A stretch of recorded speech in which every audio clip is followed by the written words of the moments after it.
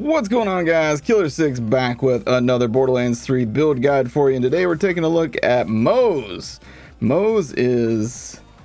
she's something, man. She's something. So if you guys have not seen my Moze playthrough, I highly encourage you, click on the link at the end of this video. Go check out my 8-day playthrough of Moze. She's really powerful. So what does this build do? This build focuses mainly on stripping shields with your hex grenades.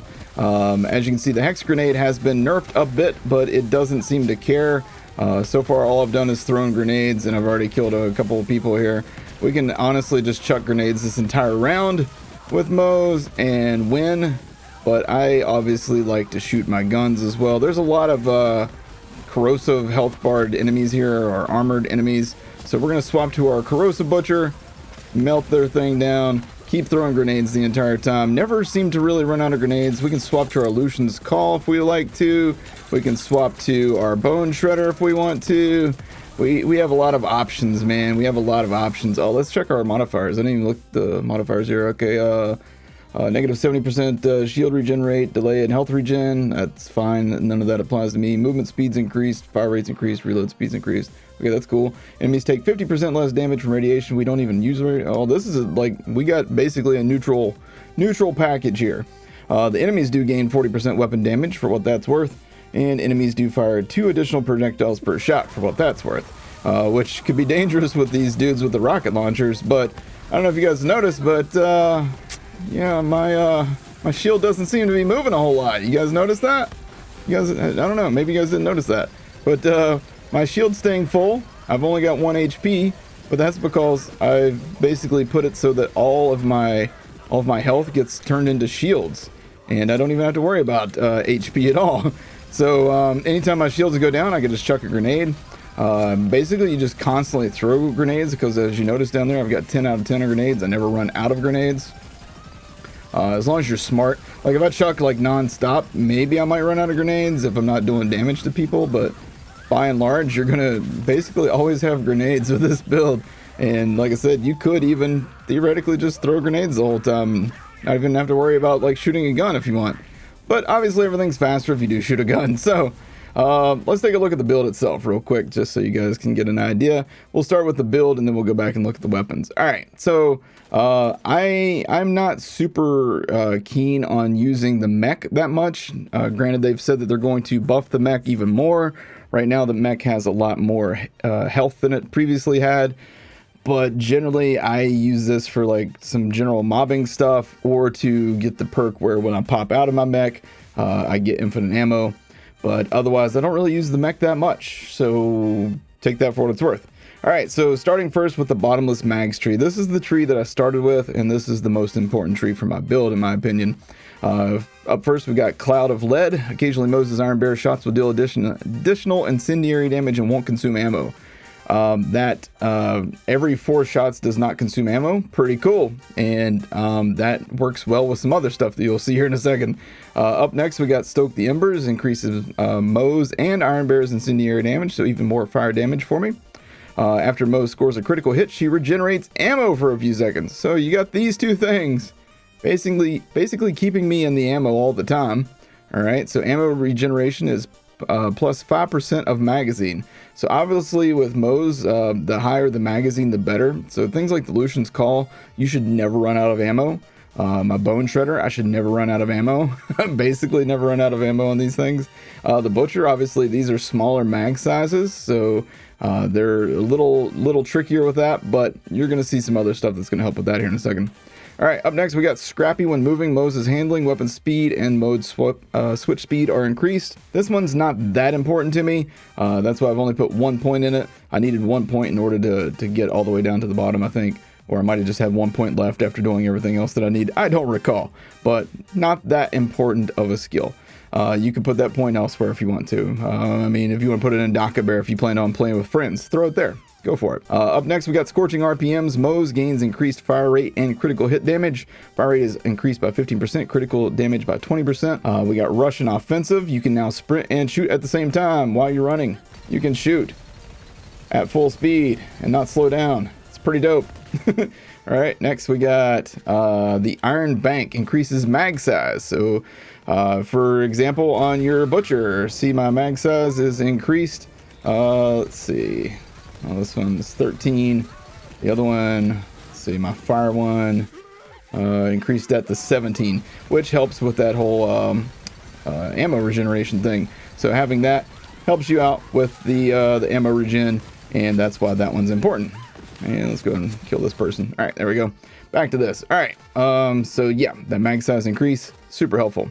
Specialist Bear, equipping 2 of the same weapons on Iron Bear increases the damage they deal. If they fix Iron Bear, maybe that'll be more valuable to you, but right now I've got a point there just because I didn't have any need to put it anywhere else. All right, down here we got Click Click. Moze gains increased gun damage as her magazine empties. The less ammo there is remaining, the greater the increase. So, for example, if you somehow do manage to get down toward the bottom of a magazine on any of your guns, you're going to do an additional 36% damage. It's pretty rare that that happens, but when it does happen, it's like having money shot. And sometimes you get down to that bottom part of the mag, and it's going to be applying this gun damage while regenerating ammo. So it's constantly giving you that extra 36% gun damage. So it kind of reminds you of the old infinite money shot from Borderlands 2 with Salvador. All right, right here we got Some for the Road. Moze gains infinite ammo for a few seconds after exiting Iron Bear. So again, if you pop into Iron Bear and then jump out, you're going to basically not use any ammo. So, and then finally the capstone, Moze constantly regenerates ammo for her currently equipped weapon. And this is 5% per 5% of your mag size per second. So you combine that with that, with that, with that, and all of a sudden you just never seem to run out of ammo. It's pretty damn nice. All right, next tree, we got the Demolition Woman. So obviously here I've used the grenade launcher, and I put this on both of them just to, you know, have that 2 of the same weapons on Iron Bear thing. That way when I'm in Iron Bear, I do 25% more damage. So both of these things, both of my arms are grenade launchers for this. All right, up first we got Fire in the Skag Den. Whenever Moze deals splash damage, she deals increased incendiary damage. So again, more fire damage for me. Most of the things in this game are weak to fire. It's like 90% of the enemies in this game are weak to fire. So you can't go wrong with the fire damage on that. Whenever Moze deals splash damage, there is a chance to add ammo to her currently equipped magazine. So again, more ammo. You cannot run. You almost would have to try really hard to run out of ammo on this character. You really would. You would have to try. You would have to really put forth some effort. I don't use Tor Cross Promotion because I generally tend to hurt myself more than I hurt enemies with that. You might find that your results are better than mine, and maybe use some of those points that I suggested to remove from here and here. Maybe throw those in there if you want to try that. I don't know. Oh, I forgot up here, Grizzled. I've got 3 out of 5 in this one. Killing an enemy reduces Moze's remaining action skill cooldown. This has diminishing returns. This is super not important, but I believe I put points there just so that I could get further down this tree. I believe that's why I did that. Up next, we got Pull the Holy Pin. Moze's grenades have a chance to score a critical hit, dealing greatly increased damage. Sources of critical hit damage do not affect grenade critical hits. Grenade crit hit chance is 30%. And I don't know if you noticed this, but when I'm throwing these, look at all those crits that it's scoring. Look at all those crits that it's scoring with a grenade. That's why that's so freaking good. All right, up next, Auto Bear. After exiting Iron Bear, it will remain in place for a short time. And I mean, you can use this as a distraction technique if nothing else. It'll sit there for 15 seconds. You can use it as cover as if it's made out of fish. It doesn't matter. But you combine that with the whole popping out of Iron Bear, gives you infinite ammo for a short time, and that works out really well together. All right, up next we got Vampire. Whenever Moze damages an enemy with a thrown grenade, for every enemy hit, she restores a portion of her missing health. This is what keeps me alive all the time. Now, I know that says restores a portion of her missing health, but you combine that with this thing right here, and it says if Moze would be healed, she gains shields instead. If she would regenerate health, she also gains shield regeneration. Shield delay plus 150%, shield recharge rate minus 50%. Those 2 things mean that your shield stays up all the time as long as you're chucking a grenade that's going to damage enemies. So, and it's per enemy hit. With the Hex Grenade, you're going to hit a bunch of enemies at once. So that's why that's so good together. I don't even bother with why can't I carry all these grenades, because again, you would almost have to really try hard to run out of grenades with this build. Like it's a completely worthless skill on Moze, as long as you know what you're doing.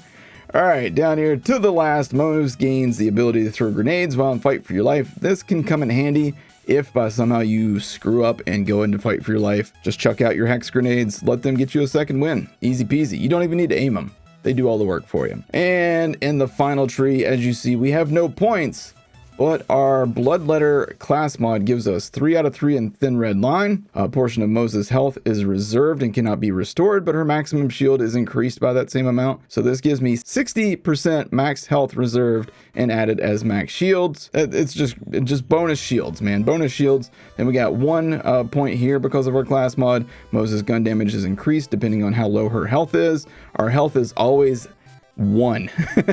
So it cannot get any lower than that. So you're going to get some pretty good gun damage here, 17%. If you can find a class mod that gives you 2 or 3 right here, then even better. And then finally we get 1 extra point here. This is a kill skill. After killing an enemy, Moze gains a stack of Phalanx Doctrine. For every stack of Phalanx Doctrine, Moze's maximum shield and gun damage are increased. Each stack lasts 30 seconds. So just try to kill this Moze, man. Just try to kill this Moze. It's just not even possible, dude. All right, so let's take a look at the guns real quick. We got Substatize the Butcher. These aren't even like perfect butchers, by the way. These are just happen to be butchers that I found. If you find one that's even better, if you find an anointed one that boosts anything for Moze, holy crap. But I've got a fire one and a corrosive one. The fire one's the main one that we're going to rock most of the time on Moze. The corrosive one we swap to whenever we encounter an enemy that has an armor bar, a yellow health bar basically. And that will wipe that out quick. The Lucian's Call, like I said, never runs out of ammo. Score critical hits with this thing. You constantly have ammo.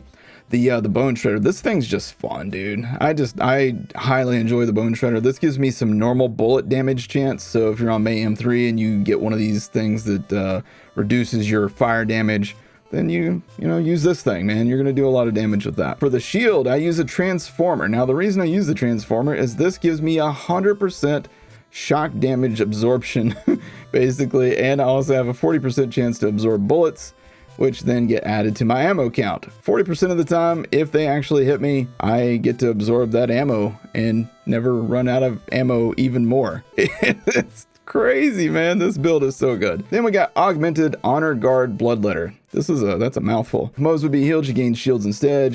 If she would regenerate health, she also gains shield regeneration. Mine has 25% Jacob's weapon reload speed, 50% Dahl weapon accuracy, and it gives me plus 1487 health. This is not even the most ideal one for Moze. I mean, I did not get to farm enough to find me a good class mod, so I'm still on the lookout for a better one. Could, maybe do this last ditched entrenched one. I'm going to include these other class mods with the build, so if you want to mess with them, you can. But you do need a Bloodletter to really maximize what this tree does. All right, so the Hex Grenade is one of the most crucial pieces of gear for this build, and despite it being quote-unquote nerfed, it is still a beast. And I'm not even sure that this is the best variation of this one either, but it does absolutely carry me at all times. So I love it. All right, then we got the Last Stand Deathless.